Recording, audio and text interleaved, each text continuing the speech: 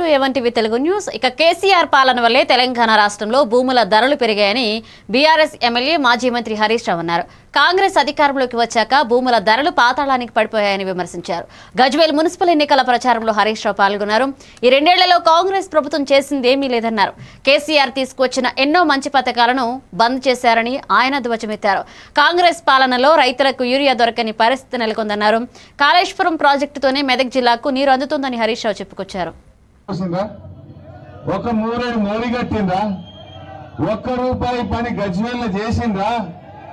రోజు మనని కళ్ళల్లో పెట్టుకున్నారు. అన్ని గజ్వేల్కేనా? అదో గజ్వేలే అవుతుందా అనుకుంటా తిట్టిండు కేసీఆర్ ను. తిట్టలేరా? వాళ్ళేమో కేసీఆర్ మనకు పనిచేసిందని వాళ్ళు తిట్టింది.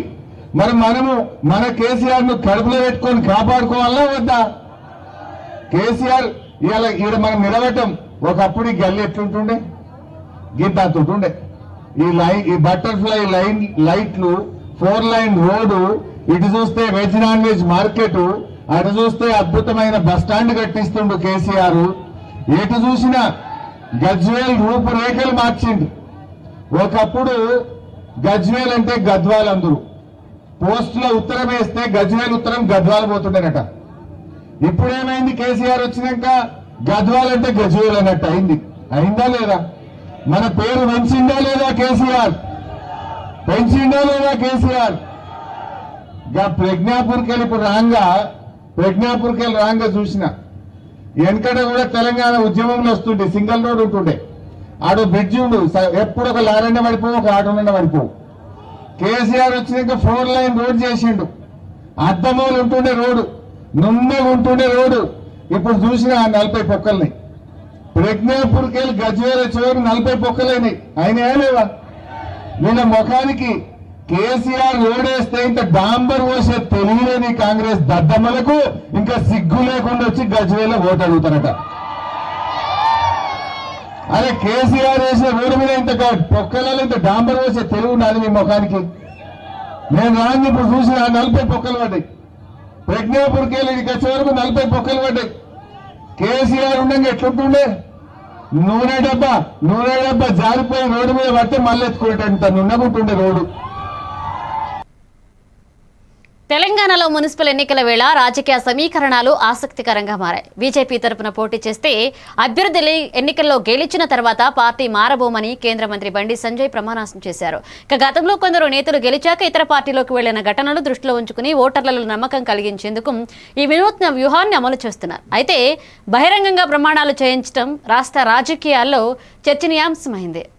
శక్తి వంచన లేకుండా ప్రయత్నిస్తానని దేశం కోసం సమాజం కోసం నిరంతరం ప్రజలకు అందుబాటులో ఉంటూ ప్రజా సమస్యల పరిష్కారం కోసం శక్తి వంచన లేకుండా ప్రయత్నిస్తానని దేశం కోసం సమాజం కోసం ధర్మం కోసం కరీంనగర్ అభివృద్ధి కోసం పనిచేస్తానని గెలిచిన తర్వాత భారతీయ జనతా పార్టీలోనే కొనసాగుతానే తప్ప ఇతర పార్టీల్లోకి వెళ్లే ప్రసక్తే లేదని నిరంతరం పార్టీ కోసం నిబద్ధతతో నిజాయితీతో అంకిత భావంతో పనిచేస్తానని దైవ సాక్షిగా నాకు జన్మనిచ్చిన హైదరాబాద్ తో పాటు దేశంలోని ప్రధాన నగరాల్లో క్యాబ్లు, ఆటోలు, బైక్ టాక్సీల డ్రైవర్లు, తెలంగాణ గిగ్ ప్లాట్ఫామ్ వర్కర్లు యూనియన్ నేతృత్వంలో సమ్మెకి దిగారు. ఈ కార్యక్రమంలో భాగంగా Kukatpally forum circle auto union ఆధ్వర్యంలో ఈ బ్రేక్ డౌన్ సమ్మెకు సంఘీభావం ప్రకటించారు. ఇప్పటికైనా ప్రభుత్వం కార్పొరేట్ సంస్థలైన ఓలా, ఊబర్ లాంటి సంస్థకు తాము న్యాయం చేయాలని, రేట్లను తగ్గించి తమకు అన్యాయం చేస్తున్నారని ఆందోళన వ్యక్తం చేశారు. తమకు న్యాయం చేయాలంటూ నేడు దేశవ్యాప్త బ్రేక్ డౌన్ సమ్మెకు సంఘీభావం తెలిపారు.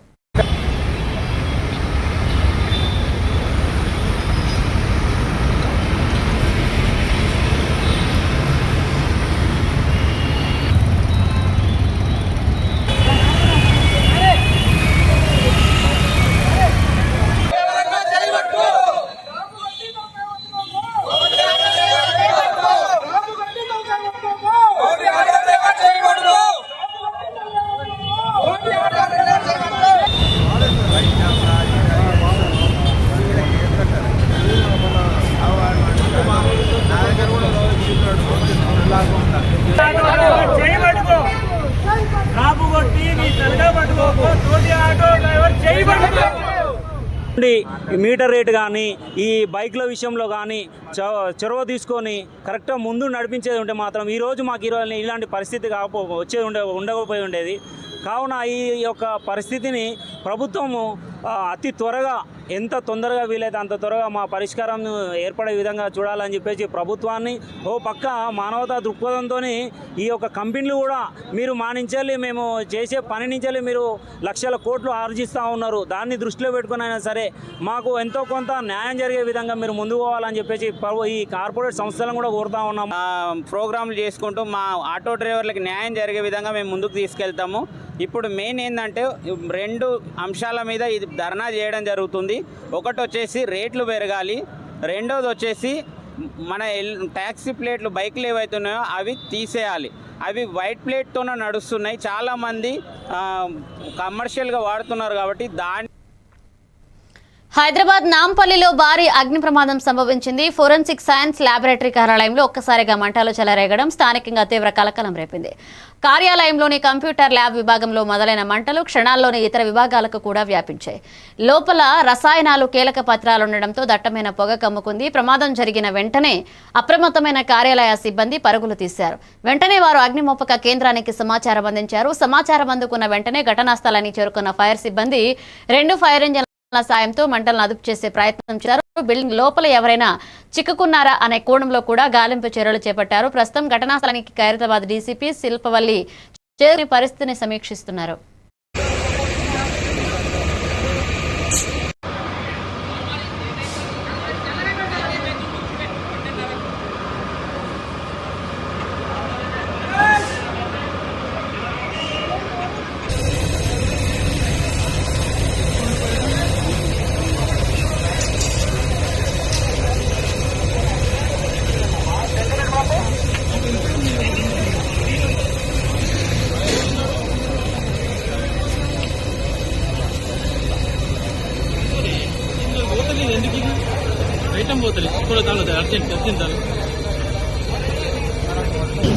స్టేట్ ఎఫెక్చువల్ బిల్డింగ్ లో మనకు సుమారు 10-10:30 ప్రాంతంలో చిన్న స్మోక్ రావడం గమనించారు.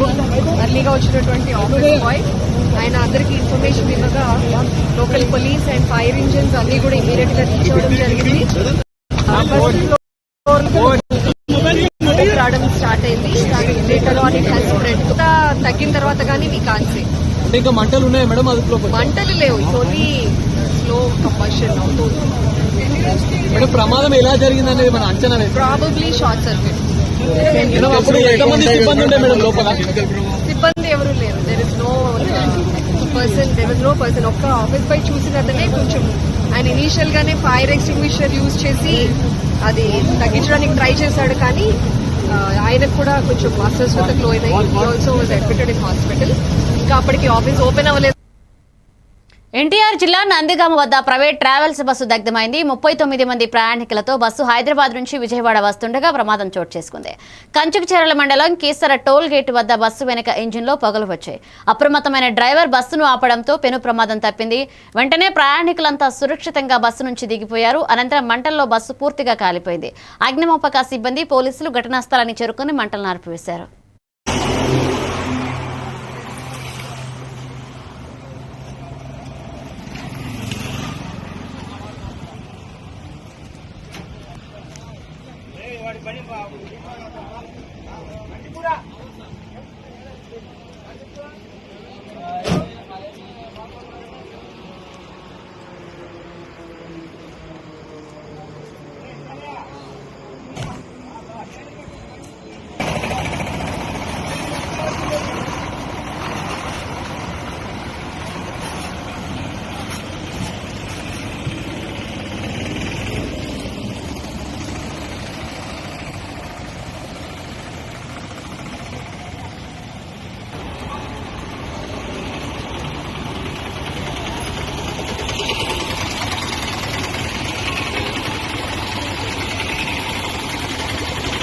నేను కంచిచర్ల పోలీస్ స్టేషన్ ఈరోజు ఉదయం సుమారుగా 5:40 మాకు ఉదయం 6 గంటల టైంలో మాకు ఇలా ఇన్ఫర్మేషన్ అందింది. ఇక్కడ కేసర్ దాటిన తర్వాత టువర్డ్స్ హైదరాబాద్ విజయవాడ, కేసర్ దాటిన తర్వాత ఇన్వెంటా కంపెనీ దాటిన తర్వాత ఇలా బస్సులో ఫైర్ యాక్సిడెంట్ జరుగుతుందని చెప్పి మాకు ఇన్ఫర్మేషన్ రావడంతో ఇమీడియట్గా మేము స్పాట్కి రావడం జరిగింది. ఇది ప్రైవేట్ ట్రావెల్స్ బస్సు. మేము వచ్చేసరికి బస్సు తగలబడుతుంది. ఇమీడియట్గా మేము ఫైర్ సిబ్బంది అంతా కూడా మంటలను అదుపులో తీసుకున్నాం. ట్రాఫిక్ కూడా రెగ్యులేట్ చేసాము. ఇక్కడ ఎవరికి ఎటువంటి ప్రాణాపాయం ఏం జరగలేదండి. బస్సులో ఉన్న ఎవరికి కూడా ఎటువంటి ప్రాణాపాయం ఏం జరగలేదు. బస్సులో బ్యాక్ సైడ్ స్మోక్ వస్తుందని చెప్పి డ్రైవర్ పక్కన ఆపాడంట. ఆపి ఇమీడియట్గా ప్యాసింజర్లందరినీ దింపి వాళ్ళ లగేజ్లు కూడా తీసుకున్న తర్వాత ఇంక చూస్తే బస్సు అలా ఫైర్ స్టార్ట్ అయింది. ఇమీడియట్గా మాకు ఫైర్ ఇచ్చిన వాళ్ళకి ఇన్ఫర్మేషన్ ఇవ్వడంతో దీనిలోకి వచ్చాం. ప్రస్తుతానికి అయితే ఎటువంటి ప్రాణాపాయం లేదు. అంత ట్రాఫిక్ కానీ ఫైర్ కానీ కంట్రోల్. ఓకే. హైదరాబాద్లోని చర్లపల్లిలో వారం క్రితం సాఫ్ట్వేర్ మహిళా ఉద్యోగి విజయారెడ్డి తన 2 పిల్లలతో కలిసి రైలు కింద పడి ఆత్మహత్య చేసుకున్న ఘటనలో మిస్టరీ ఇంకా వీడలేదు. ఈ ఘటనపై కొన్ని యూట్యూబ్ ఛానల్స్ తప్పుడు కథనాలు ప్రసారం చేస్తున్నాయని విజయారెడ్డి సోదరుడు చిరంజీవి ఆవేదన వ్యక్తం చేశారు. సదరు ఛానళ్లపై ఫిర్యాదు చేయడానికి మేడిపల్లి పోలీస్ స్టేషన్కి వచ్చిన ఆయన మీడియాతో మాట్లాడారు.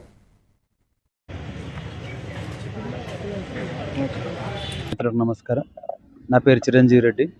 వారం క్రితం చర్లపల్లి స్టేషన్లో ఆత్మహత్య చేసుకున్న మా సిస్టర్, మా అల్లుడు కోడలు విషయంలో 2 తెలుగు రాష్ట్రాల్లో తెలిసిన విషయమే. ఈరోజు ఈ మేడిపల్లి పిఎస్కి రావడం కారణం ఏంటంటే, ఈ జరిగిన ఘటనల్లో కొన్ని యూట్యూబ్ ఛానళ్ళు, కొన్ని ఇతర ఛానళ్ళు నా మీద కానీ, మా మదర్ మీద కానీ, మా బావగారి మీద కానీ, ఇంకొకరి మీద కానీ ఆల్రెడీ అరెస్ట్ అయిపోయారని, అన్నే కారణమని, అమ్మే కారణమని,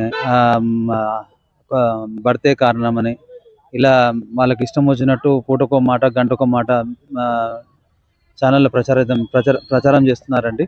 పబ్బం గడుపుకుంటున్నారు. అది తప్పండి. నిందితుడు ఎవరో బాధితుడు ఎవరో తెలియదు. ఎంతసేపు ఒక టార్చర్ పెట్టుకుంటూ ఒకసారి పొద్దున్న లేస్తే మా సిస్టర్ మీ కూడా ఏదేదో కామెంట్స్ పెడుతున్నారు. ఒక 2 ఫోన్లు వాడిందని, పిల్లలకు తెలిసిపోయిందని, ఇంకోటి. ఇదే విధంగా రేపు మీ సిస్టర్ మీదనో ఇంకోరి మీదనో రాస్తే అది మీకు తెలుస్తుందండి ఈ బాధ అనేది. అది తప్పండి. మానుకోండి, ఇకనైనా మానుకోండి. మీరు మానుకోకున్నా కూడా మిమ్మల్ని వదిలే ప్రసక్తి అయితే లేదు. చట్టపరంగా మేము చర్యలు తీసుకుంటారు. మీరు కేసులకు భయపడడం తెలుసు, ఎందుకంటే మీకు ఇదే పని కాబట్టి. ఇంకొకరికైనా వీళ్ళు అన్యాయం చేయొద్దు, ఇంకొకరైనా వీళ్ళు చేయొద్దు అంటే వీళ్ళ మీద కోర్టులో డిఫమేషన్ వేస్తే ఇంకొకరిని టార్గెట్ చేయడం బంద్ చేస్తారని దానికోసం చేస్తున్నానండి. విధి నిర్వహణలో ప్రాణాలు కోల్పోయిన నిజామాబాద్ జిల్లా ఎక్సైజ్ కానిస్టేబుల్ గాజుల సౌమ్యకు Telangana bar and restaurant association నివాళులర్పించింది. నాంపల్లిలోని అబ్కారీ భవన్లో ఎక్సైజ్ సిబ్బందితో కలిసి సౌమ్య చిత్రపటానికి అసోసియేషన్ నాయకులు పూలమాలలు వేసి శ్రద్ధాంజలి ఘటించారు. ఆమెను కారుతో ఢీకొట్టి మరణానికి కారణమైన వారిని కఠినంగా శిక్షించాలని అసోసియేషన్ అధ్యక్షుడు దామోదర్ గౌడ్ డిమాండ్ చేశారు. గంజాయి సప్లై చేసే బ్యాచ్ ను పట్టుకుని క్రమంలో తీవ్ర గాయాల పాలై మృతి చెందిందని ఆవేదన వ్యక్తం చేశారు. ఈ సందర్భంగా bar and restaurant owners association తరపున 50,000 చెక్కును ఎక్సైజ్ కానిస్టేబుల్ అసోసియేషన్ నాయకులకు అందజేశారు.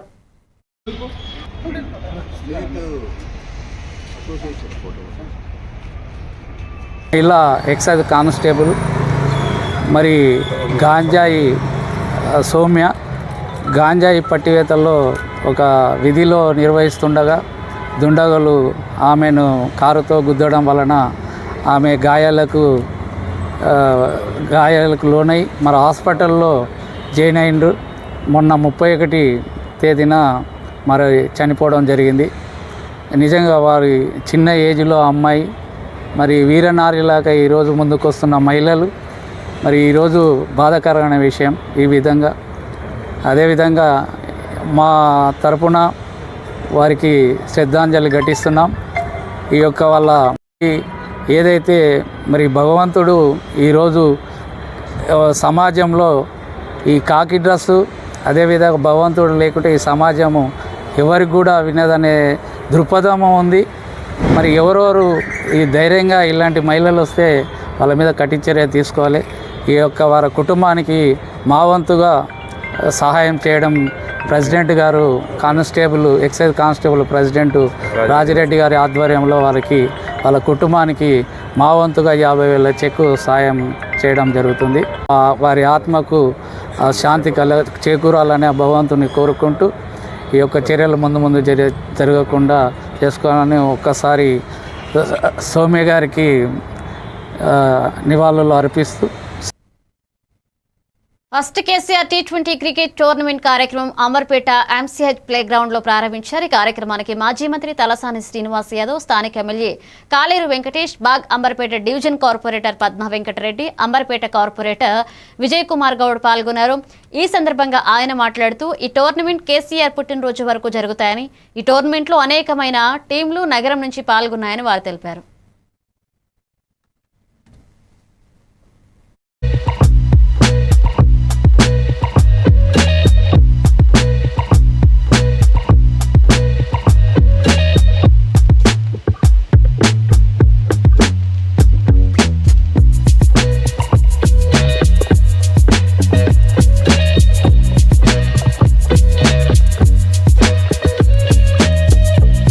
స్టార్ట్ చేశారని చెప్పడం జరిగింది.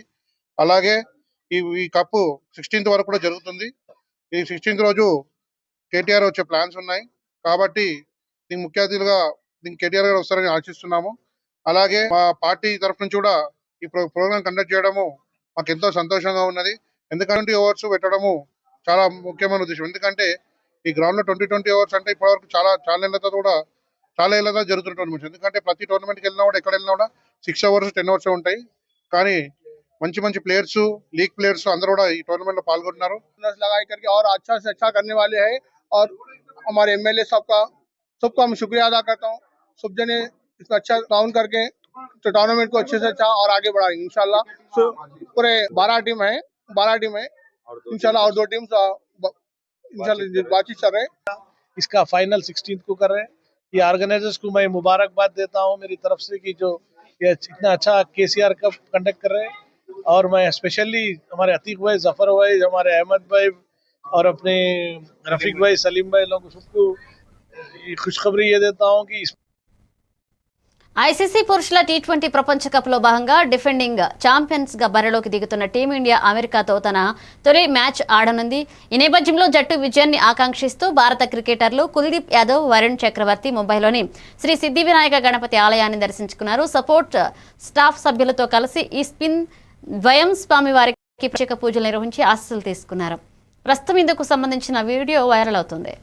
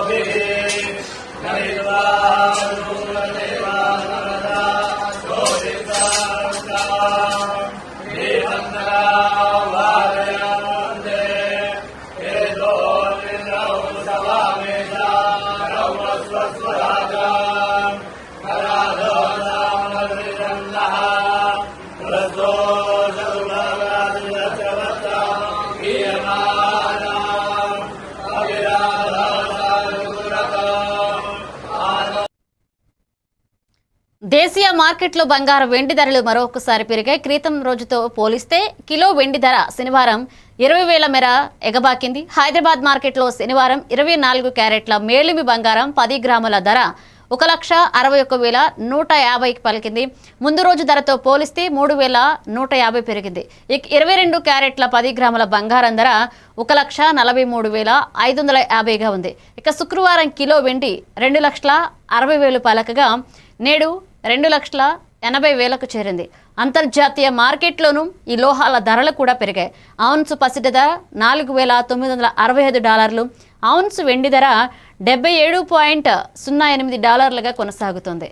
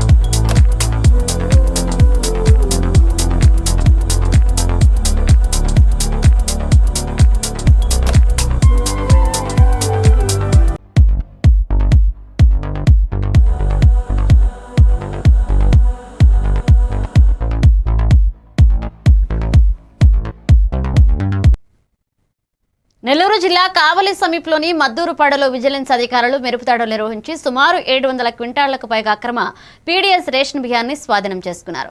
గ్రామాల నుంచి తక్కువ ధరకు సేకరించిన బియ్యాన్ని పాడుబడిన రైస్ మిల్లులో నిల్వ చేసి చెన్నైకి అక్రమంగా తరలిస్తున్నట్లుగా గుర్తించారు.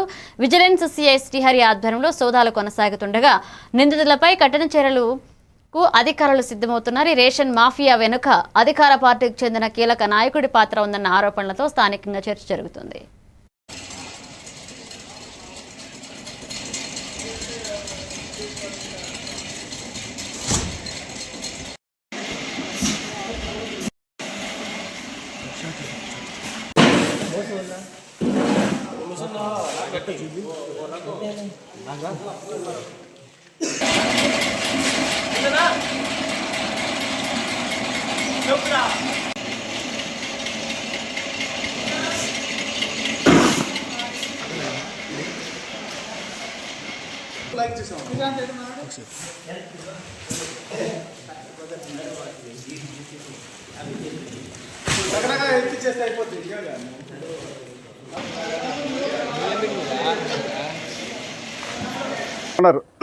మదన్మోహన్ రెడ్డి గారి మీద క్రిమినల్ చర్యల కోసం పోలీస్ స్టేషన్లో రిపోర్ట్ ఇవ్వడం జరుగుతుంది. అలాగే జాయింట్ కలెక్టర్ గారి కోర్టులో నిత్యావసర వస్తువుల చట్టం కింద ఈసీ యాక్ట్ మేరకు 6A కేసు కింద నమోదు చేయడం జరుగుతుంది. ఈ రైస్ ఎక్కడి నుంచి ఎక్కడికి వెళ్తున్నట్లు మీరు గుర్తించారు? మా పంపిణీ ప్రజా పంపిణీకి సంబంధించిన రైస్ని అక్రమంగా ఈ మిల్లులోకి తరలించడం జరిగింది. వీటిని వేరే బస్తాల ద్వారా ప్యాక్ చేసి అక్రమంగా తరలించడం జరుగుతుంది అధిక ధరలకు.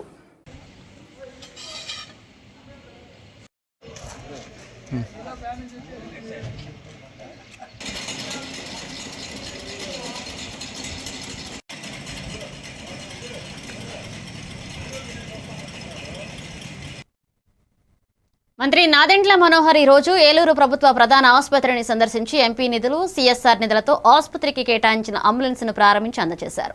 కార్యక్రమంలో ఏలూరు ఎంపీ పుట్టా మహేష్ కుమార్ యాదవ్, పలువురు ఎమ్మెల్యేలు, జిల్లా కలెక్టర్ కె వెట్రి సెల్వి, ఉన్నతాధికారులు, కూటమి పార్టీల నాయకులు పాల్గొన్నారు.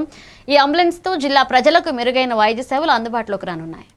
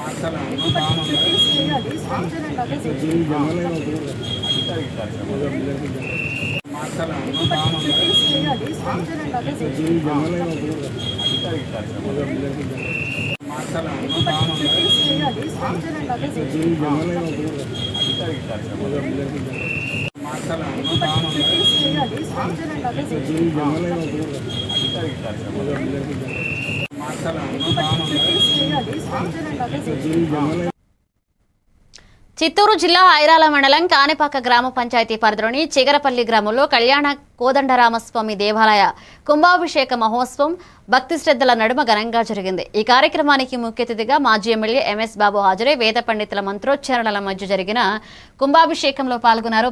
గ్రామ ఐక్యతను ఆయన ప్రశంసిస్తూ దేవాలయ నిర్మాణానికి కృషి చేసిన గ్రామస్తులను అభినందించారు. స్వామివారి ఆశీస్సులతో రాష్ట్ర ప్రజలంతా సుఖ సంతోషాలతో ఉండాలని ఆయన ఆకాంక్షించారు.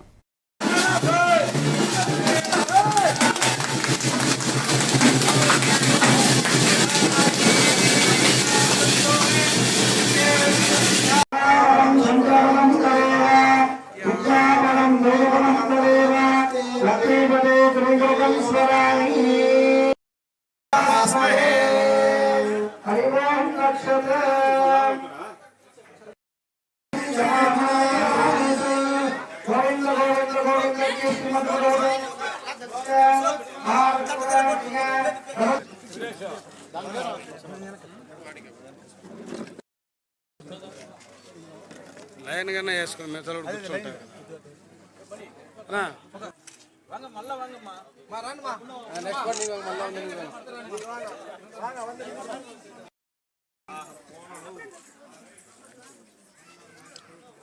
ఇప్పుడు కూడా ఒక మాటకి కట్టుబడి ఉంటారు. అటువంటి సీతారాము కళ్యాణం అనేది చాలా పెద్ద విషయం. ఎంతోమంది గుడి కట్టాలనుకుంటారు కానీ కాదు, అంత అద్భుతమైన ఒక మంచి గుడి సాధించిన ఈ గ్రామ పెద్దలకి ఈరోజు మంచి రోజు. ఈ గ్రామం బాగుండాలని కోరుకొని ఈ మంచి కార్యక్రమాన్ని విశాఖ జిల్లా భీమిలి నియోజకవర్గంలో సిఐఎస్ఎఫ్ ఆధ్వర్యంలో తీర ప్రాంత మత్స్యకారులకు దేశ రక్షణలో భాగంగా అవగాహన కల్పిస్తూ తీర ప్రాంత రక్షణను తెలియజేస్తూ దేశమంతా సైకిల్ యాత్ర చేస్తున్న 100 మంది బృందాన్ని స్థానిక సన్ స్కూల్ విద్యార్థులు మరియు ఉపాధ్యాయులు స్వాగతం పలుకుతూ వారికి అభినందనలు తెలియజేశారు.